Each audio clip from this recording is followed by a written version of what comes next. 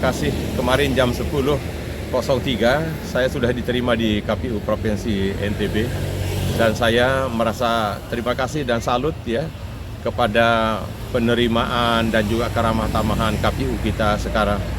Demikian juga dengan Bawaslu karena semuanya hadir kemarin. Jadi dari sejak penerimaan di gerbang itu oleh security-nya sampai dengan kita serah terima dokumen dan sebagainya, saya sungguh merasa salut ya kepada KPU kita, dan kita berharap bahwa mudah-mudahan semua proses yang akan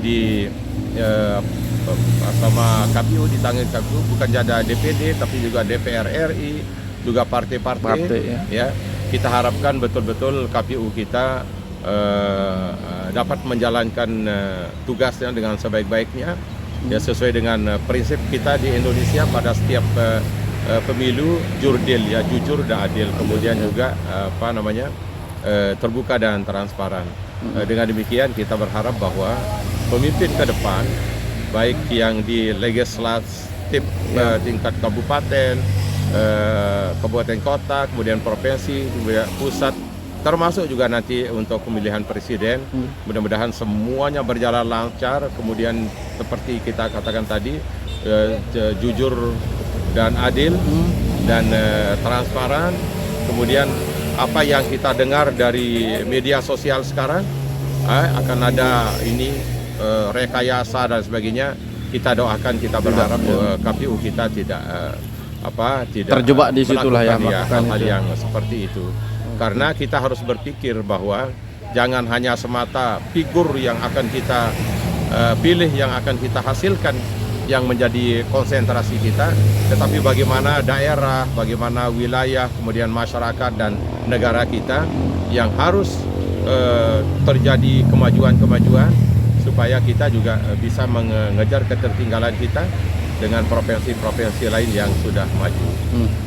Dan saya melihat kita tidak usah jauh-jauh lah ke Jawa, dengan saudara-saudara kita di Bali saja, kita masih perlu memacu diri untuk bisa mengejar ketertinggalan dalam berbagai halnya. Tetapi kita juga sekarang sebagaimana diketahui sedang mempromosikan ya pariwisata kita. Dan saya mengatakan bahwa Lombok ini pulaunya kecil tapi indah, dan semua objek ada di sini. Artinya pantainya kita indah, kemudian gunung, air terjun, semuanya ada di sini. Nah, sehingga sekali lagi kita memerlukan figur-figur yang betul-betul mumpuni, bisa menaruh perhatian yang besar terhadap potensi alam dan sumber daya manusia kita. Sehingga sekali lagi ke depan kita berharap bahwa daerah kita, negara kita, republik yang kita cintai ini juga terus maju dan maju. Oke, Mi, ini kan bukan kali pertama sih dia ikut mendaftar ya. Artinya sebagai calon petahana lah. Ada ndak mungkin perasaan-perasaan berbeda lah, suasana berbeda lah. Mungkin melihat pesaing yang lain, banyak yang hadir ini, wajah-wajah baru kayak anak TGB kan? Iya, kita optimistis saja, Pak. Dan saya dari kemarin mengatakan bahwa semakin banyak figur-figur potensial yang punya basis, kita bangga. Jadi jadi warga NTB, kita bangga dengan tokoh-tokoh muda yang tampil, kemudian mau juga andil berpartisipasi untuk mengabdikan dirinya kepada daerah, bangsa dan negara. Kita salut, dan saya tidak ada kekhawatiran sama sekali, walaupun optimisme tetap tinggi ya. Dan untuk meraih optimisme kita itu, kita juga sudah mengatur strategi sedemikian rupa, dengan juga antara lain memelihara terus konstituen kita yang sudah sejak periode pertama dulu, periode kedua juga tetap masih komit untuk mendukung kita. Itu kita pelihara, di samping juga terus menggalang simpati kepada masyarakat lain yang belum sempat kita sentuh pada periode pertama dan kedua dulu. Dan sekali lagi saya sangat bangga dengan banyaknya figur-figur muda, tokoh-tokoh potensial yang juga ikut berkompetisi dalam kebaikan. Jadi tidak merasa tersaingi lah dalam tidak ada. ya, karena Mami juga mungkin punya basis tersendiri ya. Kita tidak ada merasa terbaik, jadi rasa kompetisi itu ada. Tetapi kita tidak menganggap bahwa rival kita, tokoh-tokoh lain atau calon-calon lain itu sebagai lawan, tidak. Sebagai mitra. Sehingga kita sekali lagi optimis, insya Allah kita akan sukses lagi untuk periode satu berikutnya. kali lagi periode ketiga. Nah ini kan jumlah calon kan sekarang agak sedikit dibandingkan sebelumnya. Artinya kan Mami memerlukan suara yang agak lebih banyak dari pileg sebelumnya. Nah seperti apa Mami mempersiapkan ini? Betul. Jadi dalam berkompetisi ya di DPD maupun kalau DPR sudah patoknya sekian. DPD ini sesungguhnya semakin banyak calon, peluang semakin besar sebenarnya, karena pecah suara ya. Jadi banyak kita yang memecah suara. Tetapi kalau calonnya sedikit seperti sekarang, kalau tidak salah antara 22 sampai 24 ya paling ya. Itu maka tentu kompetisi ini akan lebih hebat lagi, akan lebih ketat lagi. Tetapi yakin kita ada 5 juta penduduk NTB. Nah, tinggal bagaimana kita menebarkan simpati kepada masyarakat kita dan memelihara konstituen kita yang sudah ada. Insya Allah kita bisa kompetitif lah dengan teman-teman lain. Oke, terakhir Mi, selama menjabat apa yang pernah dilakukan Mami yang harus mungkin menjadi pertimbangan lah masyarakat kita untuk tetap memilih Mami? Iya. Sesuai dengan tupoksinya DPD yang sama dengan DPR juga, itu legislasi, pengawasan dan budgeter. Maka kita saya kebetulan ada di Komite 4 ya.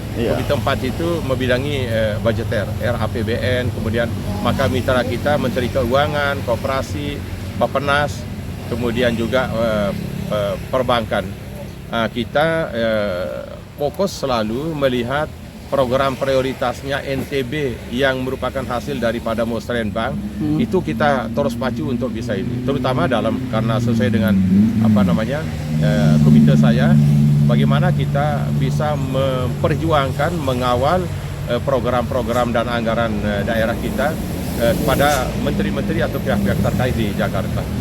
Dan itu alhamdulillah setiap tahun kita terus bisa bermitra dengan beliau-beliau itu, dan alhamdulillah perhatian untuk daerah kita juga cukup besar. Ya, artinya sudah banyak dan sudah dirasakan masyarakat ya. Nah, kalau secara kelembagaan DPD RI, maka kita sesungguhnya sekarang sedang betul-betul sangat serius dan semangat untuk memperjuangkan undang-undang daerah kepulauan. Jadi ada 8 provinsi yang termasuk dalam daerah kepulauan di Indonesia ini.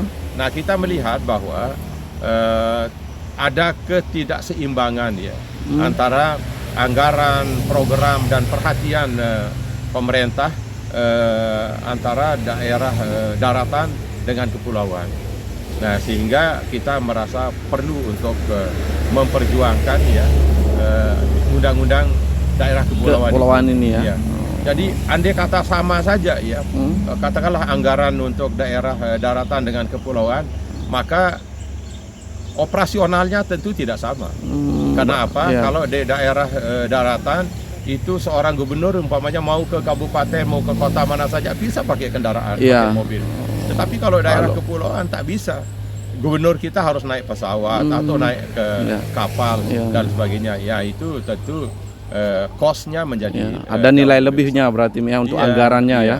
Ya, di samping juga